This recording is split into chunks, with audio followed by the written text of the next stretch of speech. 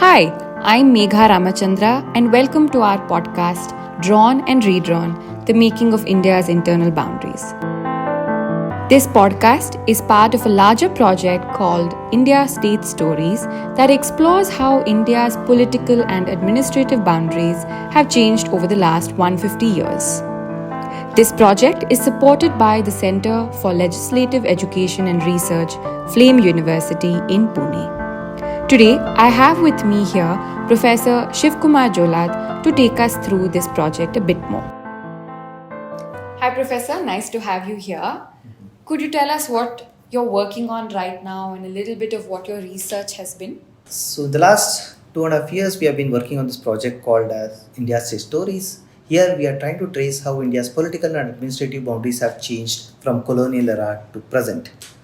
So we have been stitching the political and administrative boundaries decade wise using census data. So and then we are tracking all the provincial and state boundaries, how India's districts have split, merged, redrawn, carved out, and also renamed. This is a long project. It gives you a comprehensive picture of the India's internal territorial evolution. What made you interested in this kind of project, and why did you feel there was a need for such a initiative? Any long-term study of India's history requires you to understand how its territories were at that point of time, because our political history is linked to India's territory. And unlike United States, wherein the states came to form a union, Indian states in the colonial era were a result of the accidents of history of British annexation. In the post-colonial era, the Indian constitution gives all the power to the union to draw and redraw its states, and for states to redraw its district boundaries. So this makes our boundaries constantly in a flux. So there is no fixed. But any administrative or analysis or any developmental indicators, if you have to analyze, you have to know its administrative boundaries, and you should know how it has changed over time. So when we try to work on some of these, we found it very difficult to do a long-term analysis, and that actually pushed us to work on this project. So I see here that you used a lot of data from this Administrative Atlas of India from 1872 to 2011. So what does this atlas give you? Does it give you maps, or does it give you just data? And how were you able to use it from that? One thing it gives us is the maps of India from the very first census, 1872, and then a synchronous census in 1881, and every decade from then onwards till 2011. But unfortunately, 2021 we couldn't have a census, so we don't have the recent census maps. But using this administrative atlas, we digitized this entire maps, and they had annotated these maps. So we digitize all the annotations, and then we stitch the data from one time period to the next. In this way, it allows us to map the transition. So our main contribution has been to analyze this transitions. And during this transition, you will see how the political and administrative boundaries have changed, and that tells you the rich history of India itself. So this sounds like quite a novel approach and seems like, one of a kind project that you have done. Could you run through a few challenges that you faced while doing this? First of all, the maps, digitization of maps itself was a challenge.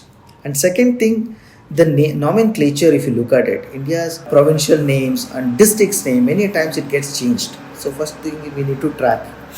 And also boundaries, when they change, so a single part may become multiple parts in the next decade. Okay, or few multiple parts can come together and form a larger unit. Okay, to understand this and catalog this over a long period is a challenge. Okay, imagine if you have around 500 districts. Okay, you have 500 rows of the data. In the next decade, you have another 550, something like that. Then you have to match each one in the present to the next time period. Okay, and that is a huge challenge. So post stitching all of these maps and the different layers of data that it came up with, where did you then expand your work to? So the stitching actually tells us stories of how provincial and state boundaries have changed. In that way, state formation history itself is hidden in this. So what we did was we stitched the political history to all these maps and then created a website wherein we have documented how Indian states have evolved over the last 75 years or so. Okay. And along with that, each state has many districts. We have actually traced how the state districts were organized and reorganized over time. Okay.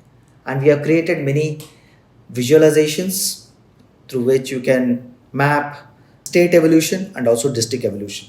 We have made this as a public resource. Anybody can use this, download our data free of cost, both maps and the state and the district data.